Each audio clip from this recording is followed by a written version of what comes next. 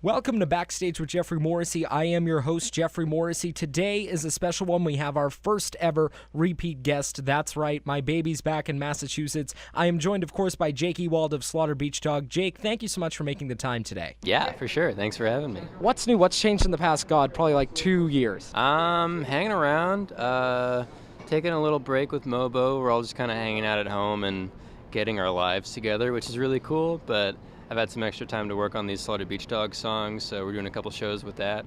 But yeah, mainly just working on songs, and I have a studio in Philly that I work out of with Ian, who plays in this band and also played in Modern Baseball. So yeah, hanging at home, working in the studio, chilling out mostly. And what does that look like for you? What are some things that you like now doing that you have a little bit of spare time? Sleeping, eating. I wake up at the same time every day, which is awesome. I go to bed at like midnight and I wake up at 8. I eat regular meals. I work at the studio a lot. I go to therapy every Thursday. I just have like a schedule now, which is amazing. I'm not like on tour for 6 weeks at a time and flying to other countries and everything all the time. So it's really nice. And I get to go home and see my family, hang out with my partner, spend more time with my friends. So it's awesome. Just like living a regular life. That does sound great. I'm so envious of that 12 to 8 thing. I can never go to bed on time. It's somehow happening right now. I mean, I guess we're about to ruin it with this little tour, but we'll see. I think I can get back into it at home. Well, this is the first run of East Coast dates. What sort of inspired you to get back out on the road and do a couple of these shows? So we did a 7-inch called Motorcycle JPEG that just came out on Lamo, and we figured we would just do a little run of shows to commemorate the release of that. And we haven't really done a run of East Coast shows since last year, and those were pretty low key. And we had a different 7-inch out then. So yeah, just do a fun little easy thing. Got my parents' car, got a Ewald trailer, just taking it easy.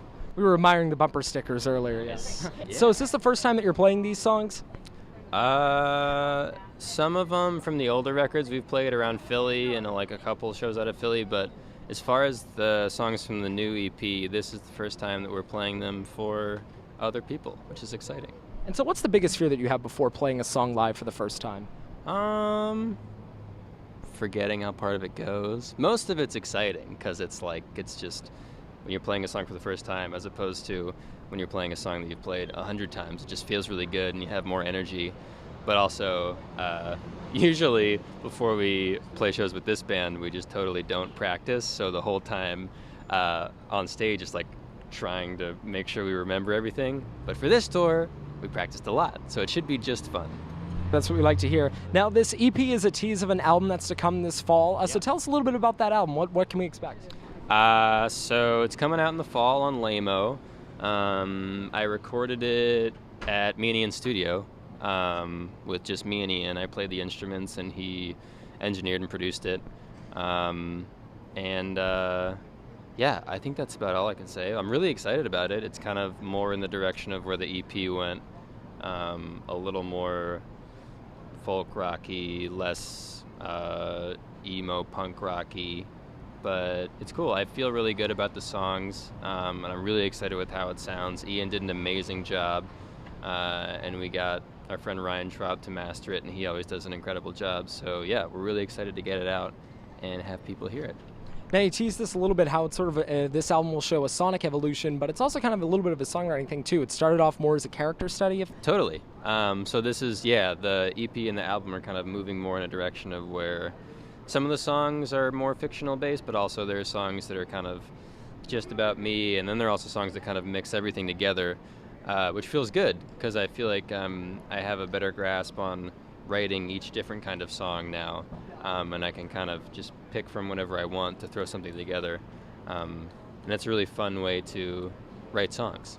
Is that a natural evolution, or is it something you were kind of conscious of trying to? It kind of just happened by accident.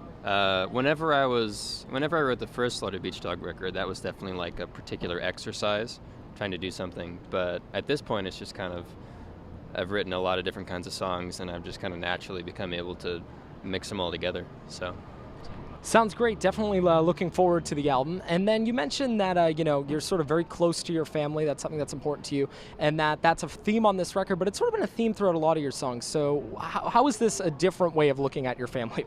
I don't know. Kind of more realizing how special my relationship with them is, and how lucky I am to have a really strong relationship with my parents and with my sister, and even with my grandparents and cousins. And one thing I did a lot on, a little bit with the EP, but a lot with the record, is think about how many memories I have from when I was younger, of spending time with my family and doing things with my sister, and these like vivid, brilliant, happy memories that I hadn't really thought about until I slowed down and started thinking about things to write about. And I was like, wow, I have so many wonderful experiences from when I was younger that helped shape me into what I am now.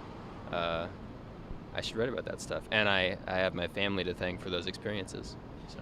I know that faith is a big part of your family, so tell me a little bit about that. You grew up with two ministers sort of in the immediate family. Have you sort of been like working through that? What was that like sort of growing up? It was it's weird, because since it was from the beginning, it wasn't something I thought about that much, just because it was always present. And it wasn't until I got older and moved away that I started to think about it more critically. But it has been really interesting over the last few years to be a little bit separated from my parents, and, well, more than a few years, I guess. I'm old now. But because we used to just, I would go to church with them every Sunday, and I was always involved in it 100%, but kind of because I was so involved, I never actually thought about it. But now that I'm older and I'm a little bit removed, I feel like I have this really interesting relationship with religion, where I see how deeply involved my family is with it. And since I'm farther away, I can see more obviously the positive impacts that it's had on my family, and the communities that my family are involved in. And however involved or not involved I am at this point, it's kind of I don't know. It's weird that it's one of my favorite things to think about, because it's such a unique thing that for some people it's just a non-existent part of their life, but for other people it's their whole life. And even though some people really don't get down with it, it does, in the right context, have amazing benefits, and can form an incredibly strong community between people, almost in the same way that punk music can form a community within people, or a recovery program can make a community between people. So it's just been really neat over the last few years to kind of notice how all those things can be intertwined. Really well said. Really well said. And then, so I don't have a good segue for this, but Modern Baseball will be backing Daniel Johnston in Philadelphia. Is that true? Yeah, that is true. It should be cool. It's going to be very free form. I can't really give any details because I don't really have any, but it'll be really cool. He's I don't know. He's had a huge impact on everyone that influenced us. So it's going to be really amazing to be a part of that, especially for the last shows that he's doing.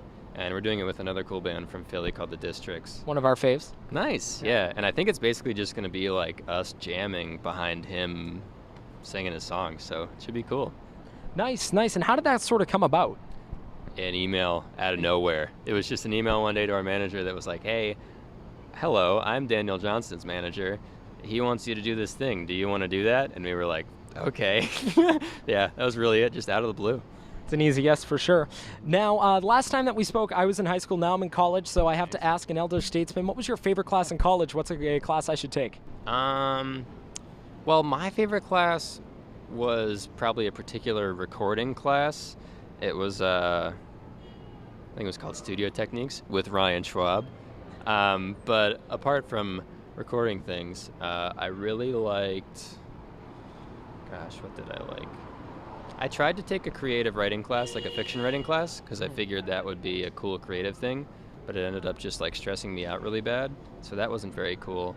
I don't know. I think, honestly, this is kind of embarrassing, but looking back, for me, some of the most interesting things I took were macroeconomics classes, because I'm really math oriented, and logic just makes me so happy when things have a logical order and you can like define things.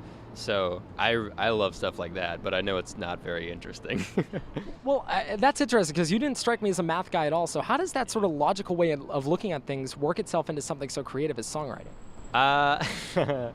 It's funny. I feel like that seems like a difficult question, but also I kind of feel like it totally makes sense. For me, I can see how, songwriting is you're grasping at anything that's surrounding you, but at the same time, when you're writing a song, you're not really like having a conversation with someone, and you're not really like engaging with anyone. It's really just, for me, a math problem in my head where I'm either trying to pin down an emotion with words, or I'm trying to like figure out how to make a chord progression sound this much better, and basically define everything within like a set of chords and a set of words and be able to say exactly how I'm feeling. And then at the end I can say like I did a good job or I didn't do a good job. So I don't know.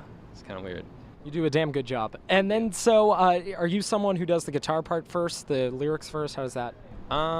Lately it's been kind of both. It really depends whichever one is cooler. Sometimes I'll just think of a line and write it down on my phone and then come back to it later. Or other times I'll be playing guitar and come up with something cool and I'll start writing off of that. So it really depends. Well, anytime I try to force it, it doesn't work. That's basically the only rule. Of course, of course. Well, I could talk to you for hours, but my recorder is dying and you have a show to get to, so I'll leave you with this, the question I end every interview with. Who are you listening to? Who has your ear? Ooh, new Big Thief record. Amazing, right? Yeah, super good. Shannon Moser, who we're on tour with right now. Who else? Who am I listening to? Oh, I'm really into the last two records that Conor Oberst put out, the solo acoustic one and then the solo full band version. Because I just saw him, I really liked the acoustic one, and I didn't love the full band version just because it felt like a kind of rehashed version of the acoustic. But then I saw his band play live when they were opening for Wilco last week, and the band was like absolutely incredible. And I went back and listened to the full band version with that in mind, and I was like, holy crap, this is really good. So I'm into that too. Nice. Well, my guest today has been Jake from Slaughter Beach Dog. Even better the second time, man. Thank you so much for making the time for us today. No problem. Thanks for having me.